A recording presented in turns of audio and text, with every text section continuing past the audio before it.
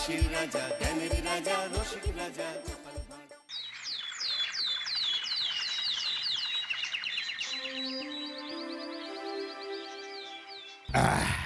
তাহলে মন্ত্রী সব কাজ ঠিকঠাক ভাবে করে এসেছো, তাই তো?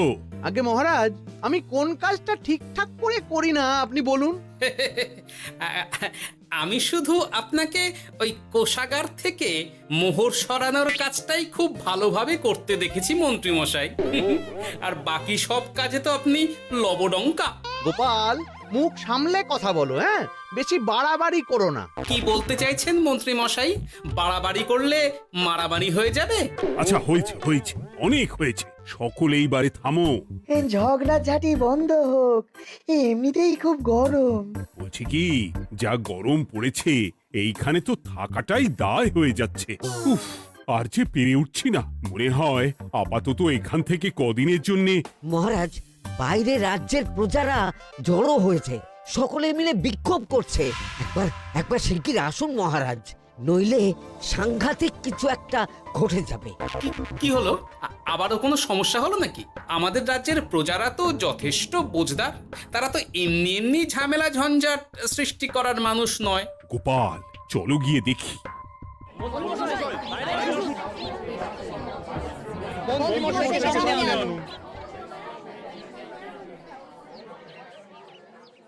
কি ব্যাপার, তোমাদের কি সমস্যা হয়েছে? এইভাবে বিক্ষোভ করছো কেন? মহারাজ, মন্ত্রী মশাইকে সামনে আনুন, তারপর বলছি কি হয়েছে না হয়েছে। সেরেছে। আরে, আমাকে ডাকছে কেন? আচ্ছা, বলছি তোমরা একটু শান্ত হও। আমি বুঝতে পারছি তোমরা কিছু একটা কারণে খুবই অসন্তুষ্ট হয়েছো, তাই সেই জন্য বলছি আগে শান্ত হও, তারপর বলো মন্ত্রী মশাইকে কেন খুঁজছো, উনি কি করেছেন?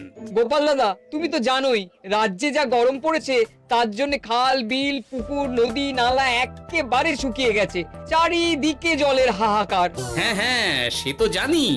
গত সপ্তাহে এই সমস্যার কথা জানিয়ে মহারাজকে অনুরোধ করে গিয়েছিলাম যে রাজ্যের বাঁধটা যাতে খুলে দেওয়া হয়। কেন? আমি তো তোমাদের কথা রেখেছি। আমি তো দুদিন আগেই মন্ত্রীকে পর্যাপ্ত পরিমাণে মোহর দিয়ে বাঁধ খোলার কাজে পাঠিয়েছিলাম। কেন, উনি কি বাঁধ খোলেননি? সেইটা ওনাকেই জিজ্ঞাসা করুন। গত দুদিনে উনি তো বাঁধ খুলতে আসেনি, উপরন্তু আমরা ওনাকে ডাকতে গেলে উনি আমাদেরকে তাড়িয়ে দিয়েছেন। সে কি, এ তো ভারী অন্যায়।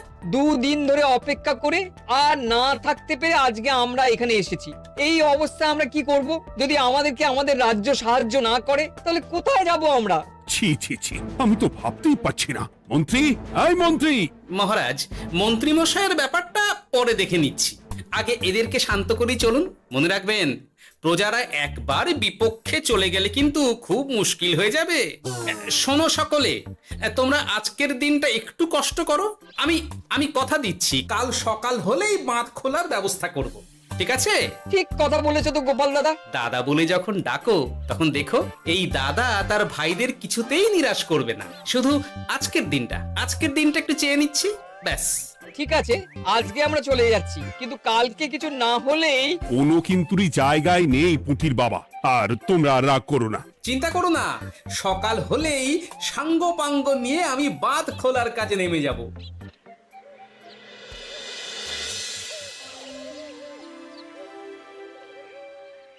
ছি ছি মন্ত্রী, তুমি এইভাবে আমায় মিথ্যে বললে।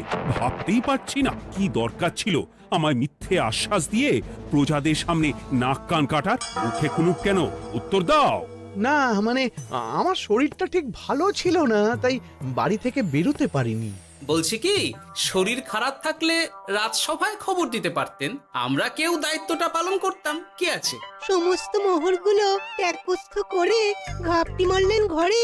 ছি ছি, জানাই আপনাকে ধিক্কার। সকলে মিলে করো প্রতিবাদের চিৎকার। মন্ত্রী মশাই, ছি ছি ছি ছি ছি ছি। মহারাজ, আপনি এক্ষুনি মন্ত্রী মশাইকে কদিনের জন্য সভা থেকে বহিষ্কৃত করুন। সে তো করবই, তবে তার আগে আমি চাই কালকে যখন বাঁধ খুলতে তোমরা নামবে, তখন সেই কাজে কোনো লোক নিয়োগ না করে মন্ত্রীকেই বাঁধ খুলতে নামাবে। মহারাজ, এ কেমন বিচার আপনার? আমি না রাজ্যের মন্ত্রী। মন্ত্রী না ষড়যন্ত্রী। মন্ত্রী মশাই, তাহলে কালকের জন্য প্রস্তুত থাকুন। মহারাজের বাঁধ খোলার জন্য সকল মোহর তো আগেই আত্মসাৎ করেছেন, এবার শুধু কাজে নেমে পড়বেন, কেমন?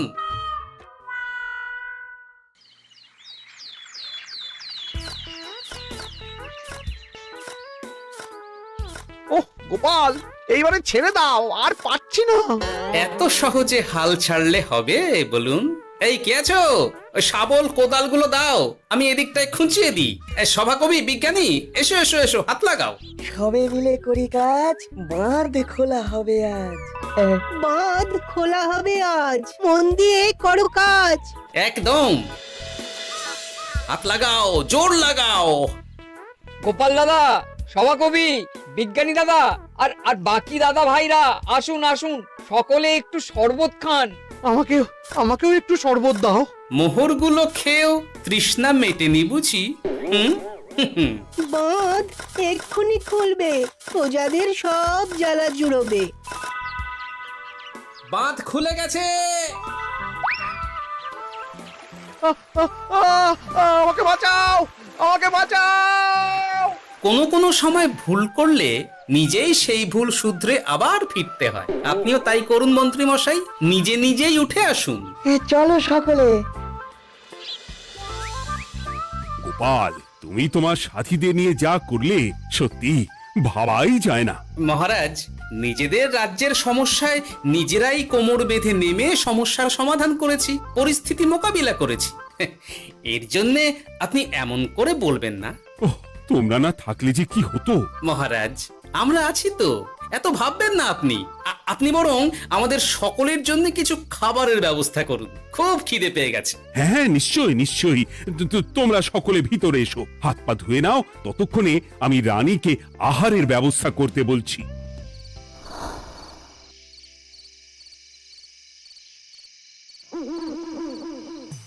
ওমা গো, ওমা বাঁচাও, কি শরীর খারাপটাই না লাগছে গো। একে গিন্নি, বাবারে, কি হয়েছেটা কি? ও, তুমি এইভাবে এখানে শুয়ে কাতরাচ্ছ কেন? বলি তুমি এসেছো? হ্যাঁ, এই তো আমি চলে এসেছি। কি হয়েছে গিন্নি? তোমার কোথায় কষ্ট হচ্ছে? গরমে হাঁসফাঁস করছি গো, পারছি না। রান্না করতে গিয়ে খুব বাজে অবস্থা হয়ে গেছে গো, এই থেকে এইখানে পড়ে পড়ে গড়াচ্ছি। ওহ, ঠিক আছে, আজ আর রান্না করতে হবে না গিন্নি, আমি রাজবাড়ি থেকে খেয়ে এসেছি। বাহ, নিজে খেয়ে এসেছো বলে আর রান্না করতে হবে না বলে দিলে, হ্যাঁ? এদিকে রাত্রে আমি খাবো কি সে খেয়াল আছে? হ্যাঁ হ্যাঁ, খেয়াল আছে, খেয়াল আছে। যাও, আমার জন্য রান্না চাপাও আর একটু জল দাও। দেখো, এত গরম পড়ে কৃষ্ণনগরের অবস্থা শোচনীয় হয়ে গেছে। বয়স্ক লোকেরা কোনো কাজই করতে পারছে না। সত্যি তো, এই গরমে রান্না করাটা খুবই কঠিন গিন্নি। কি বললে? আমি বয়স্ক লোক? আমার বয়স হয়ে গেছে, তাহলে নিজে কি? হ্যাঁ, এই না না গিন্নি, আমি তোমায় কিছু বলিনি। আমি গোটা কৃষ্ণনগরের সাধারণ বয়স্কাদের উদ্দেশ্যেই কথাটা বললাম। তোমার তো বয়স হয়েছে বলে মনেই হয় না গিন্নি। ও তাই বলো?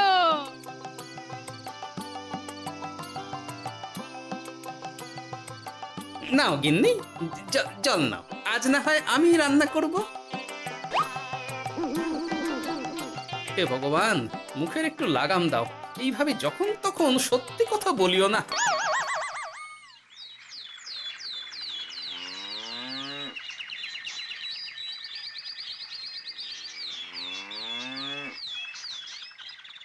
গোপাল দাদা, ও গোপাল দাদা, একবারটি বাইরে এসো, মহারাজ জরুরি তলব করেছেন। আবার কি হলো? গোপাল দাদা, গিন্নি, একবার ও বাইরে গোপাল গিয়ে দাদা। দেখে আসি, বুঝলে? পেয়াদা এসে অনেকক্ষণ থেকে ডাকছে। গোপাল দাদা, আচ্ছা গিয়ে গোপাল দেখো। দাদা, ও গোপাল দাদা, গোপাল দাদা, ও গোপাল দাদা, আরে তুমি এক্ষুনি একবার প্রাসাদে চলো, রানীমার খুব শরীর খারাপ করেছে, মহারাজ তোমাকে খবর দিতে বললেন। ঠিক আছে, তুমি যাও, আমি আসছি।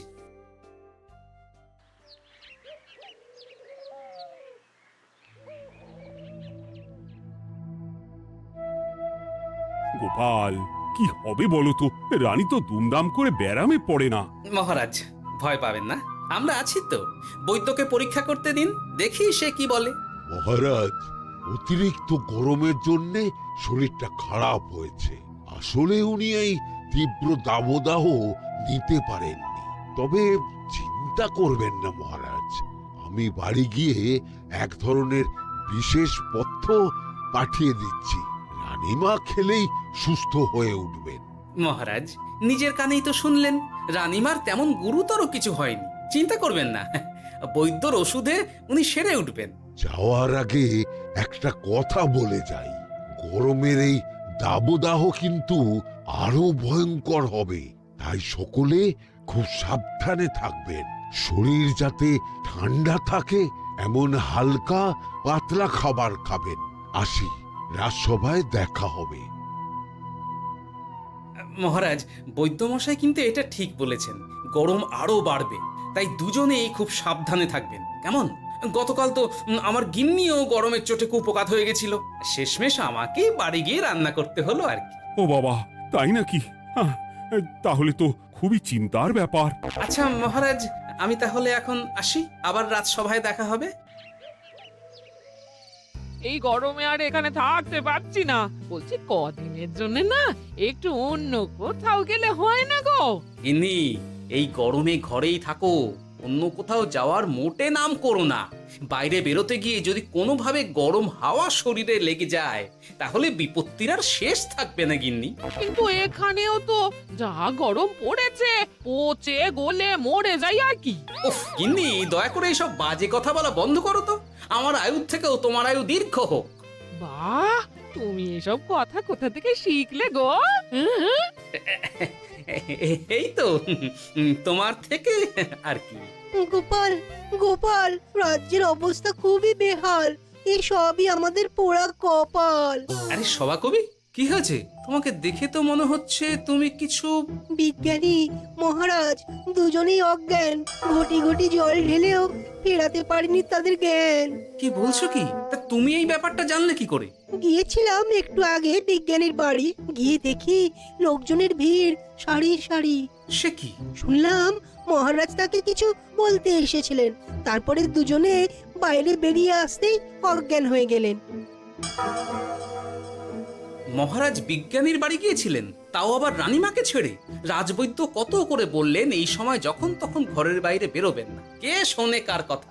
আমার মনে হয় মহারাজ তেমন কোনো গুরুত্বপূর্ণ কিছু কথা বলতেই বিজ্ঞানীর বাড়ি গিয়েছিলেন। গরম কমানোর উপায় আলোচনা করতে হয় তো গিয়েছিলেন।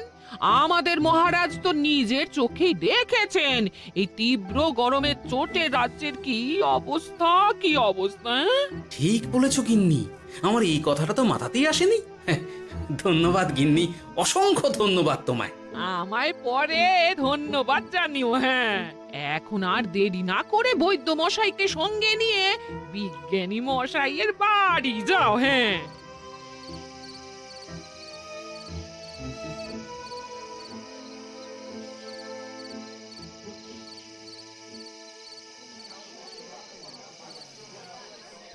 কি বুঝছেন বৈদ্যমশাই? খুব একটা ভালো কিছু বুঝছি না গোপাল। দেখো, সত্যি বলতে ওই কৃষ্ণনগরের অবস্থা খুবই বাজে, তাই এখানকার মানুষেরা একে একে অসুস্থ হয়ে পড়ছে। বাইরের অবস্থাটাও তো ভালো নয়, বুঝতেই পারছো। এখন সান্ধ্যকালীন হাওয়াতেও গরমের তাত রয়েছে। দেখুন, রাজ্যের যা অবস্থা তাতে যদি রাজ্যের মাথা থেকে সমস্ত প্রশাসনিক প্রধানরাই অসুস্থ হয়ে পড়েন তাহলে তো ভীষণ বিপদ। সে তো বটেই, এই জন্যেই আমি বলি কি, মহারাজ সহ সকল সভাসদেরা এই রাজ্য ছেড়ে কদিনের জন্য পাহাড়ি কোনো এক জায়গায় গিয়ে থাকুন, পরিবার নিয়েই যান। দেখুন, আগে নিজেরা বাঁচলে তবে তো রাজ্যবাসীকে ভালো রাখতে পারবেন, তাই না? কথাটা কিন্তু মন্দ বলেনি বৈদ্য। গোপাল, এই গোপাল, তুমি পাহাড়ে যাওয়ার ব্যবস্থা করো। এইখানে আর কিছুদিন থাকলে মরেই যাব। হ্যাঁ গোপাল, আমারও তাই মত। এক্ষুনি যা শরীরে ক্লান্তি এসেছে, আর কদিন এইখানে থাকলে মরেই যাব। মহারাজের অনুরোধে গরম কমানোর কোনো ব্যবস্থাও তো করতে পারলাম না, বাইরে বেরোনো মাত্রই দুজনে মূর্ছা গেলাম। বাবা, ঠিক আছে, বুঝেছি। মহারাজ, আপনি আর এই ব্যাপারটা নিয়ে বেশি ভাববেন না। বিজ্ঞানী, তুমিও আর বেশি কথা বলো না। আমি পাহাড়ে যাওয়ার ব্যবস্থা করছি। আমরা রাজসভা সকলে সব পরিবারে যাব। অনেক কাজ হয়েছে, এখন কিছুদিন আমাদের বিশ্রাম দরকার।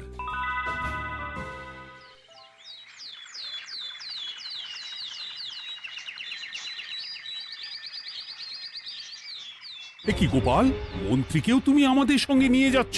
আহ, তুমি কি সব ভুলে গেছো? মহারাজ, আপনি খামোখা উত্তেজিত হবেন না। আপনার শরীরটা কিন্তু ভালো নেই। আর মহারাজ, আপনার রাজ্যে বাস করে আপনার থেকেই শিখেছি বিপদের দিনে পরম শত্রুকেও দূরে ঠেলতে নেই। গোপাল এটা ঠিক কথাই বলেছে। যতই হোক, উনি তো আমাদের মন্ত্রী, তাই এই বিপদের দিনে ওনাকে ফেলে যায় কি করে বলুন তো? সত্যি গোপাল, তোমার তুলনা নেই। ঠং, সবই নাম কেনার চেষ্টা। গোপাল, চলো এইবারে রওনা দিই। বলছি, খাবার দাবার আর জলের কলসিগুলো উঠেছো তো? হ্যাঁ, খাবারের পাত্রগুলো আপনার জিম্মায় থাকবে, আর জলের কলসিগুলো আমি সামলাবো।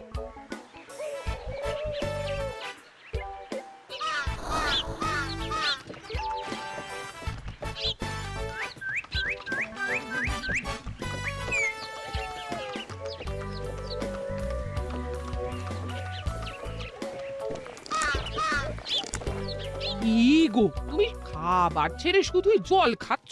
ওদিকে মন্ত্রী মশাই যে সব খাবার একাই সাবার করে দিলে না? ভালোই তো, থাক না। এরপরে বড় বাইরে যেতে হলে বুঝবে। আমি তো ওই জন্যই নিজের জিম্মায় শুধুমাত্র জল নিয়েছি। দেখো, জল খেলে ছোট বাইরে যাওয়ার দরকার হলে চলে যেতে পারবো, কিন্তু বড় বাইরে যাওয়ার দরকার হলে তো যেখানে সেখানে যেতে পারবো না। তাই জলই সই। কিন্তু সবার জল যদি তুমি একাই শেষ করে দিলে তাহলে? এই রে, এটা তো ঠিক বলেছো গিন্নি। পথে ঘাটে কোনো পানীয় জলের পুকুর বা কুয়ো দেখলে জল ভরে নিতে হবে, বুঝলে?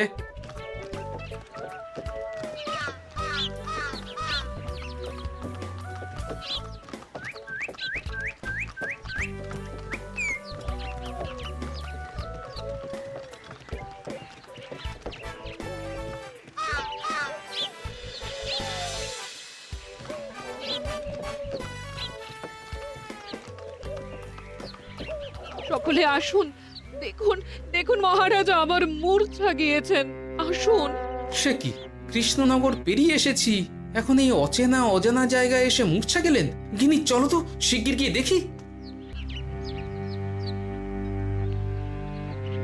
কেউ ঘাবড়াবেন না, মহারাজের শরীরটা আসলে খুব দুর্বল ছিল তো, তাই মূর্ছা গিয়েছেন।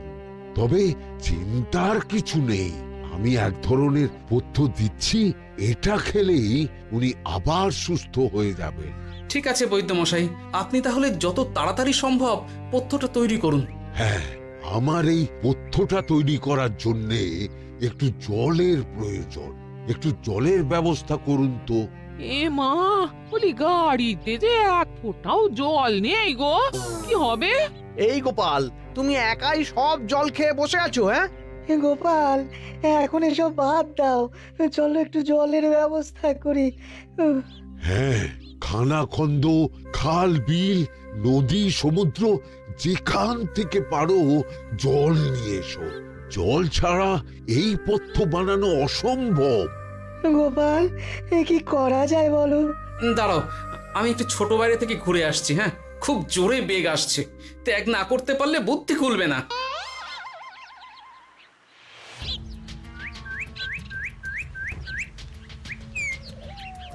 ওদিকে একটা পাত কুয়ো দেখতে পাচ্ছি মনে হচ্ছে।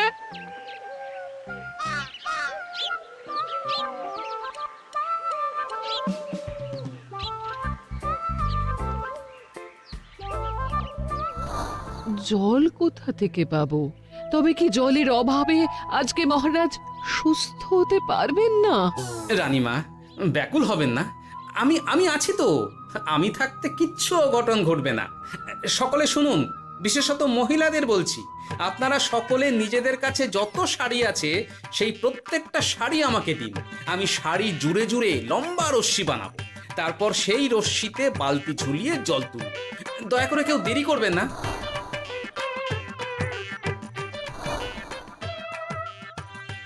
এই নাও আমার 5খানা শাড়ি। হ্যাঁ, এই নাও আমার 10খানা শাড়ি। আমি বাবা আমার লতা পাতা মিনি করা শাড়িগুলো দেব না। যা পারো করো, আমি বড় বাইরেতে যাচ্ছি। ওমা, বিপদের দিনে শাড়ি দেবে না? গায়ের জোরে নিয়ে আসবো। হ্যাঁ,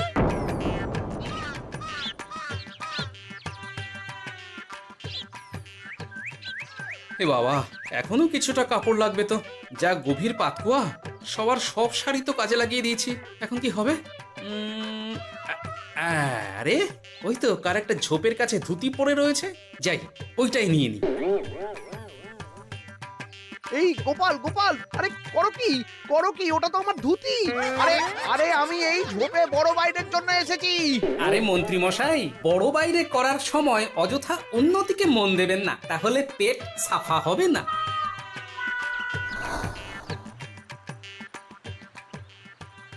গোপাল, তুমি ছিলে বলে এই যাত্রাতে রক্ষা পেলাম। ভগবান তোমাদের অনেক অনেক মঙ্গল করুক। এই দেখো না, ওরা না আমার লতা পাতা আঁকা শাড়িগুলো নিয়ে নিয়েছে। এই, দূর তোমার শাড়ির লতা পাতা, আমি নিজেই জড়িয়েছি বড় বড় ঘাস পাতা। কিছু করছে রে, দূর ছাতা। Thanks for watching. Subscribe for more videos.